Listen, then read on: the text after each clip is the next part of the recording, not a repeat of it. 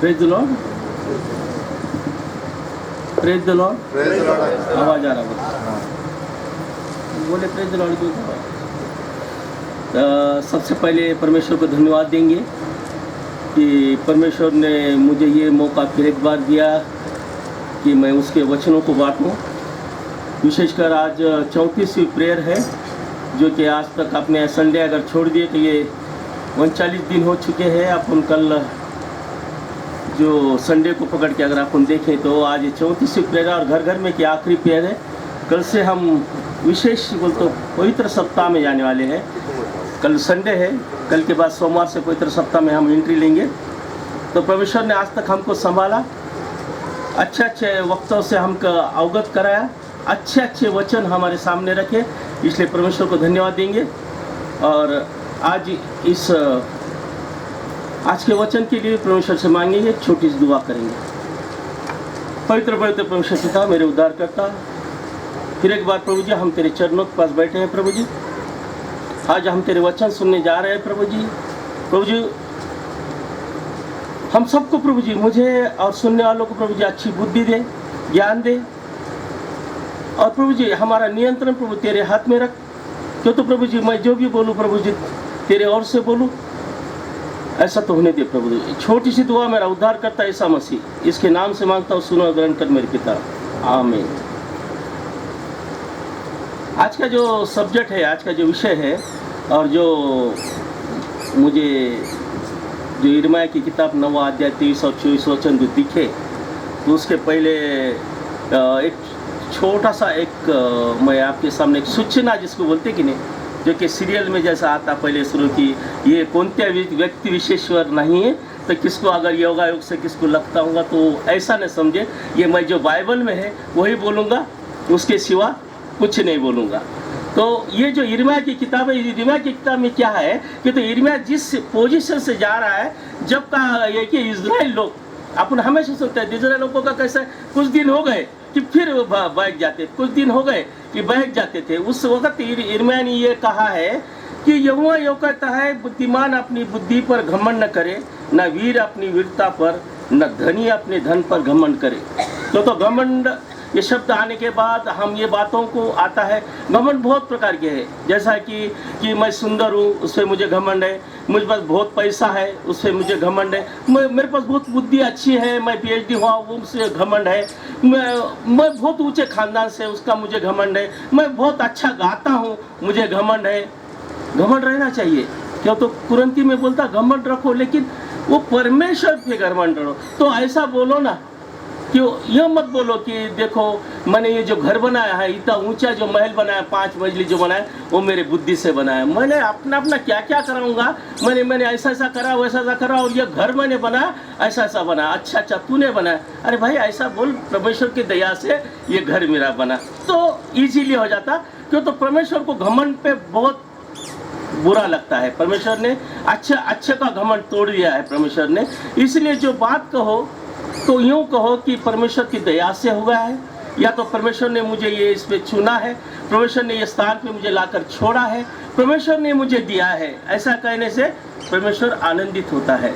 लेकिन तुम खुद ही बोले तो छोटी छोटी बात, माता बहनों के लिए भी तेरे बच्चे बहुत अच्छे निकले, तो फिर मैंने कैसा रखा, बचपन से मैंने कैसा संभाला, मैंने उनको कैसी ट्रीटमेंट दी, लोगों की जैसा थोड़ी छोड़ा मैं उनको, मैं बहुत टाइट करती थी, मैं बचपन से सिखाती थी। हाँ माँ तू सिखाती थी, लेकिन परमेश्वर का हाथ तेरे पे था, और परमेश्वर ने तुझे सपोर्ट दिया, इसलिए तेरे बच्चे अच्छे निकले।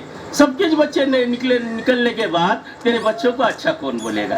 क्यों तो यहाँ जो नीचे ऊपर जो है, तो नीचे किसको बोलते हैं? जो ऊपर है, जो नीचे अगर नहीं रहता तो ऊपर को कौन देखता था? एक समान रहते थे। इसलिए परमेश्वर क्या बोलता है कि घमंड मत करो, जो चीज का जो कि हर चीज तुमको मेरी ओर से है, और बुद्धिमान अपने बुद्धि पर घमंड करे, न वीर अपनी वीरता पर, न धनी अपने धन पर घमंड करे, परंतु जो घमंड करे वो इस बात पर घमंड करे कि वो मुझे जानता और समझता है।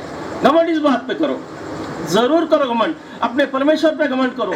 तुमको हर चीज दी है, कुछ नहीं होते हुए तुमको उठा के अच्छे जगह पर लाके अच्छे पोजीशन में लाके रखा है। लेकिन क्यों रखा है? परमेश्वर ने तुम पे दया की है। उस पे घमंड करो, वो परमेश्वर पे घमंड करो जिस परमेश्वर में। इसराइल लोगों में यही बुराई थी। इसराइल लोगों क्या आशरा बिशरा झट वो वहाँ के लड़कियों के साथ शादी करना, कुछ दिन हो गए कि परमेश्वर को भूल जाना। फिर परमेश्वर क्या करता था, इनको किसी के तो ये अंडर में भेज देता था, बंदी बना देते थे। फिर रोते थे, धोते थे, फिर परमेश्वर उनको साथ देता था। तो आज अपन जो करेंगे तो घमंड तक मैं तुमको घमंड के बारे में कुरिन्ती की किताब में मैं ज़्यादा पढ़ने नहीं लगूंगा।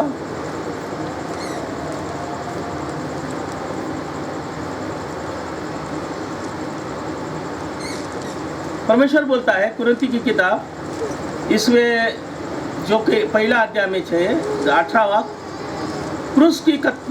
क्योंकि क्रूस की कथा नाश होने वाले के लिए मूर्खता है, परंतु हम उद्धार पाने वाले के लिए परमेश्वर के सामर्थ्य है। लिखा है, मैं ज्ञान वालों के ज्ञान को नष्ट करूंगा और समझदारों की समझ को तुच्छ कर डालूंगा। तुम्हारा ज्ञान है, लेकिन परमेश्वर क्या बोलता है कि मैं ज्ञान वालों का ज्ञान अगर कब नष्ट करूंगा, कब तोड़ूंगा, कि तुम घमंड अगर करते हो। अगर तुम घमंड नहीं करते हो तो तुम ज्ञानी तो हो। तो परमेश्वर ने कहा है कि परमेश्वर कहता है, परंतु परमेश्वर ने जगत के मूर्खों को चुन लिया कि ज्ञान वालों को लज्जित करे, और परमेश्वर ने जगत के निर्बलों को चुन लिया कि बल वालों को लज्जित करे। उदाहरण है, परमेश्वर ने जब के ज़माने में जब ईसा मसीह थे, जब जो लोग थे शास्त्री परिषद थी, ये ज्ञान लिए वाले लोग थे, इनको स्टडी थी बाइबल की मतलब पुराने शास्त्र की बहुत अच्छी स्टडी थी, और वो लोग खुद को ज्ञानवान समझते थे, ज्ञानी समझते थे, और लोगों को सिखाते थे कि हम कैसे ज्ञानी है, हम उसकी बातें में समझा देते। लेकिन परमेश्वर ने क्या किया कि जो शिष्यों को जो चुना, वो शिष्य मछली पकड़ने वाले शिष्य थे। जो पहले उसके पेत्रस को और उसको जो बना लिया शिष्य, वो मछली पकड़ने वाले थे, ये ज्ञानी नहीं थे। और इनके ओर से पूरी स्वार्थता पूरे दुनिया में फैला दी, ताकि परमेश्वर नहीं चाहता कि ज्ञानी घमंड करे। और जिसने घमंड करा, परमेश्वर ने तोड़ा है। मैं 2-3 उदाहरण तुम्हारे सामने रख दूंगा कि तो वो लोगों ने खुद पे घमंड किया, और घमंड करने के बाद प्रभु ने उनको ऐसी शिक्षा दी, उनको ये न्यायों की किताब 7वां अध्याय, और इसमें गिदोन की कथा है मिद्यानियों के, कि इसराइल लोग जब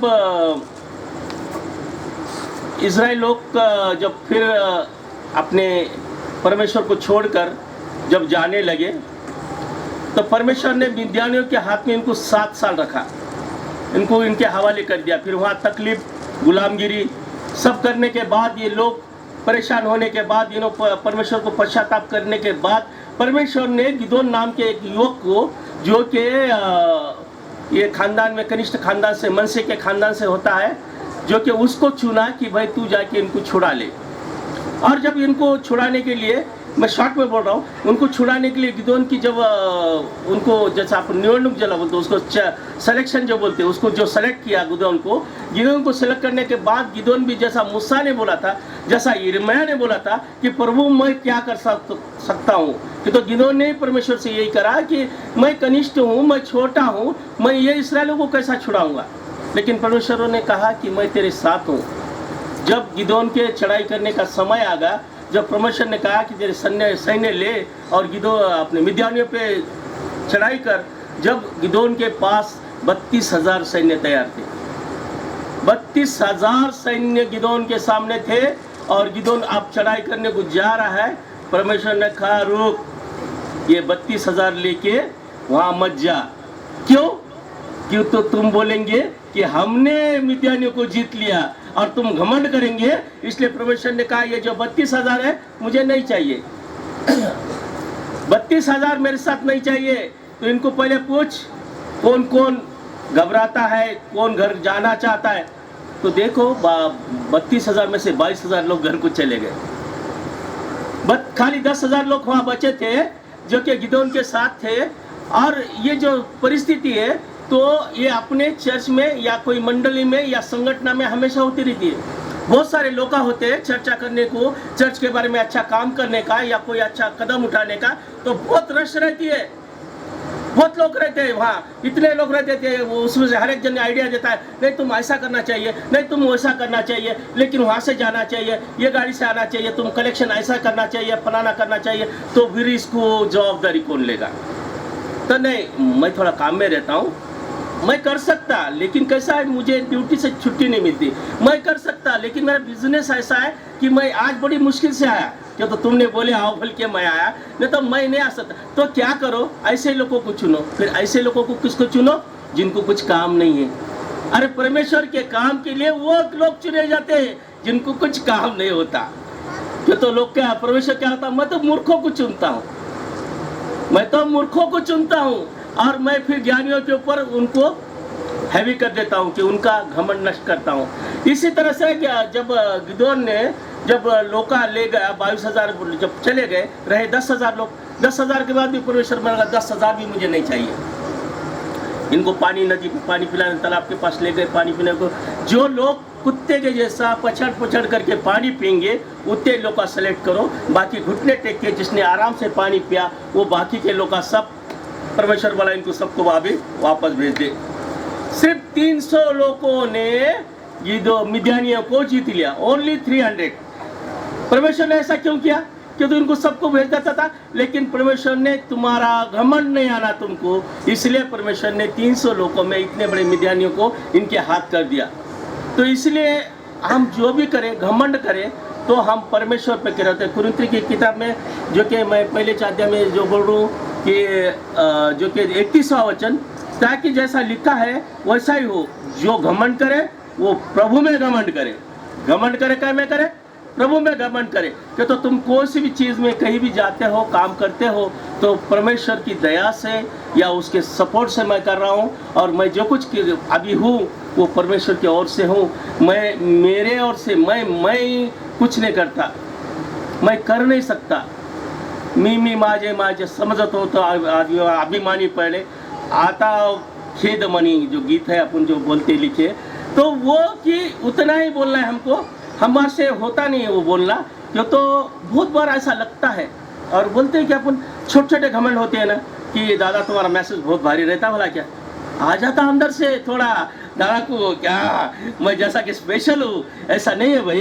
ये को नहीं मालूम कि हर एक जन बोलते हैं कि दादा संदेश अच्छा होता बोल के, तो संदेश परमेश्वर का रहता है। हर जन जब मिलता है तो संदेश अच्छा बोल के बोलते। तो थोड़ा सा खुद को कंट्रोल करो अपने आप को, कि परमेश्वर थोड़ी बुद्धि दिया था, अच्छा बोला तो ठीक है, लेकिन एकदम अभी मैं स्पेशल, मैं कुछ तो भी अलग है, ऐसा मत करो। मैं और एक तुमको आज मैं ज़्यादा देर नहीं लूँगा, लेकिन मैं कुछ लोगों ने खुद का घमंड के बारे में मैं तुमको बताऊंगा। दानियल की किताब 4वां अध्याय है।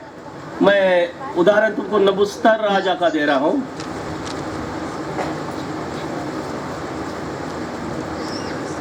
अट्ठाईस से लेकर 33 वचन है। हम नहीं भी पढ़े तो चलेंगे कि मैं बोल दूंगा।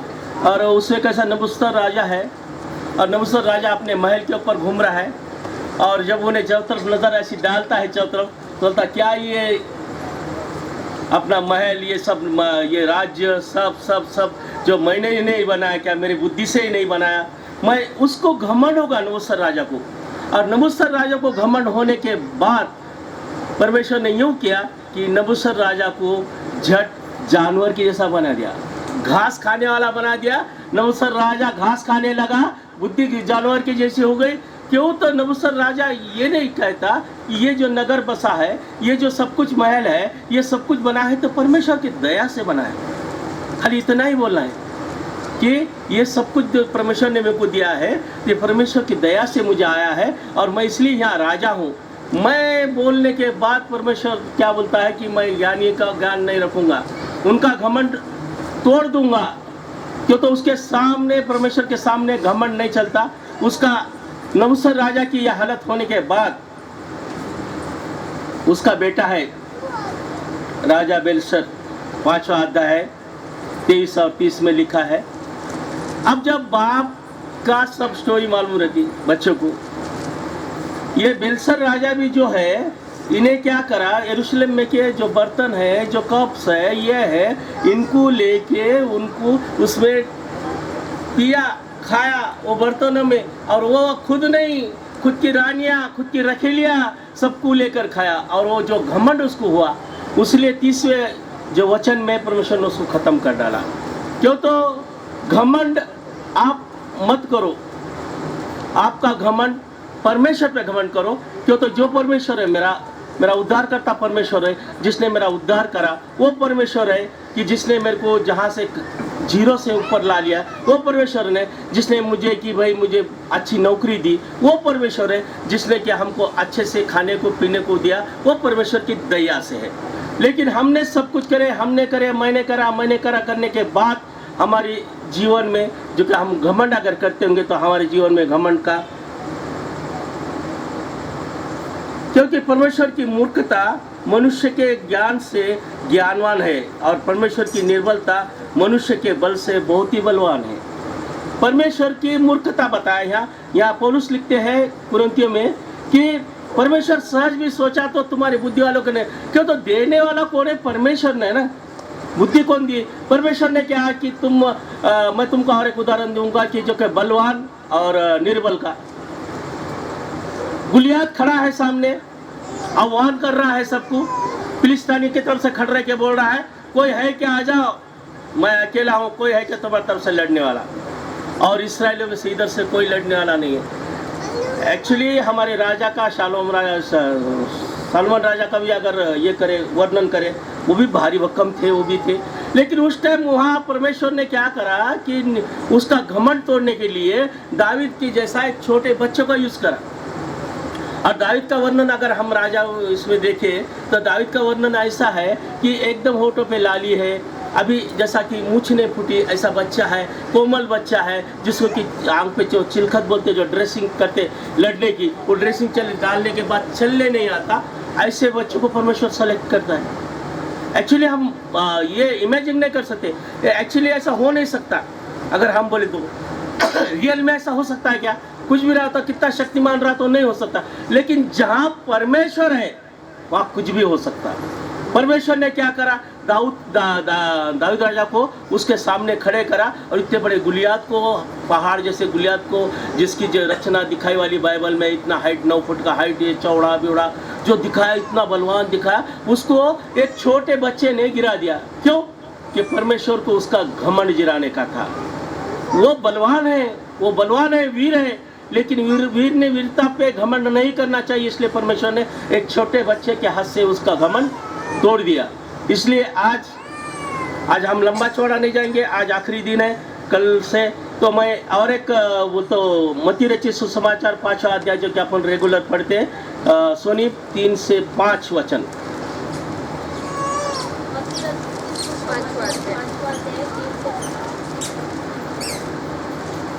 धन्य है वे जो मन के दीन है, क्योंकि स्वर्ग का राज्य उन्हीं का है।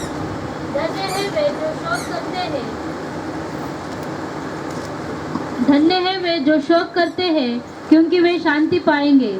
धन्य है वे जो नम्र हैं, क्योंकि वे पृथ्वी के अधिकारी होंगे।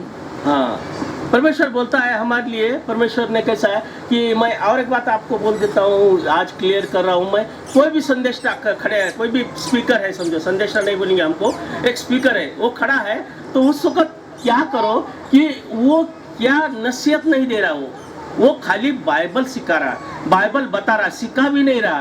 तुम्हारे पास भी बाइबल है, मेरे पास भी बाइबल है, आज जो भी स्पीकर खड़ा है सबके पास बाइबल है, लेकिन याद दिला रहे तुमको वचन का कि अगर आपको वो वचन को आपको देखना है, ढूंढना है और कोशिश करना है उसके ऊपर चलने की। कम उसमें ये मत सोचो कि जो वहाँ से खड़े वाला है वो उसमें फिट बैठता है कि नहीं, हो सकता नहीं बैठता। क्यों? तो जो वचन देने वाला है वो पढ़ के, लेकिन परमेश्वर का इतना है कि वचन देने वालों को इतना चांस मिला कि कुछ दिन पढ़ सकता बाइबल। आप भी इस बाइबल को पढ़ो और उसमें से देखो कि हम कहाँ तक जा सकते। क्यों? तो वचन देने वाला भी परफेक्ट नहीं होता, ना वो ईसा मसीह है ना वो परफेक्ट है। इसलिए खाली हम जो क्या अभी मैं जो बोल रहा हूँ, धन्य है वो जो मन के दिन है, क्योंकि स्वर्ग का राज उन्हीं का है। ये बाइबल हमको सिखा रही है कि हम इस रास्ते से जाना है। धन्य है वे जो शोक करते हैं, क्योंकि शांति पाएंगे। और 5वां जो वचन है, धन्य है वे जो नम्र है, क्योंकि वो पृथ्वी के अधिकारी होंगे। सबसे मेन हमको नम्र होने के लिए कहा गया, और इस जीवन में हमको नम्रता हमारे जीवन में जीने के लिए बहुत इंपॉर्टेंट है। क्यों तो परमेश्वर हमारे घमंड पे परमेश्वर को बहुत गुस्सा है, और हम अगर घमंड करते हैं तो हमारा घमंड टूट जाता है। इसलिए भाइयों, आज हम इस बाइबल के ज़रिए से हमें सोच लेना चाहिए कि हम घमंड करें तो किस पे करें।